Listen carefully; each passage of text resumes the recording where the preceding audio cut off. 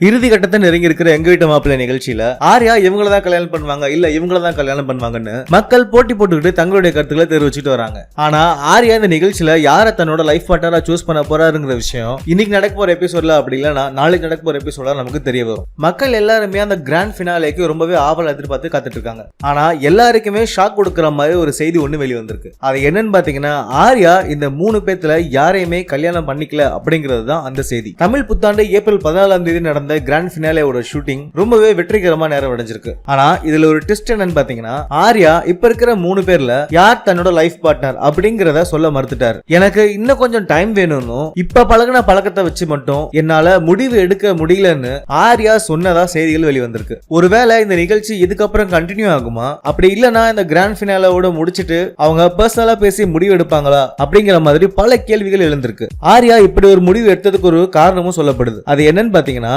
மேடையில வச்சு மத்த 2 பொண்ணுங்களை எலிமினேட் பண்ணாருன்னா அது அவங்கள மனதளவுல பாதிக்கிறது இல்லாம அது அவங்களோட ஃபேமிலியையும் பர்சனலா பாதிக்குங்கிற காரணத்தினாலதானா. இந்த மாதிரி எல்லாம் ஆகும்னு பல பேர் இந்த விஷயத்த சொல்லிட்டு வந்துட்டு இருந்தாலும் நிகழ்ச்சிக்குழு இதை பத்தி எதையுமே கவலைப்படாம நிகழ்ச்சி நடத்த ஆரம்பிச்சாங்க. இப்ப ஃபைனல்ஸ்ல இந்த அளவுக்கு இந்த 3 பெண்களுமே வந்து நிக்கும் போது யாரை எலிமினேட் பண்ணாலும் அது அவங்கள பாதிக்க தான் செய்யும். ஆனா இந்த செய்தி இதுவரைக்கும் உறுதிப்படுத்தாத செய்தியா இருக்கிற காரணத்தினால மேற்கொண்டு நம்மளால எந்த ஒரு விஷயத்தையுமே தெரிஞ்சுக்க முடியல. இந்த நிகழ்ச்சி குழுவும் இது பற்றின எந்த ஒரு போட்டோவும் எந்த ஒரு வீடியோவும் வெளிவராத அளவுக்கு ரொம்பவே பிரைவசியை மெயின்டைன் பண்றாங்க.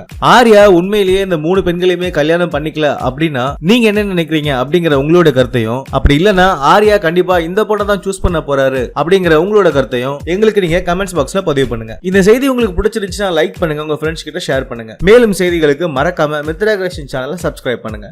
நன்றி.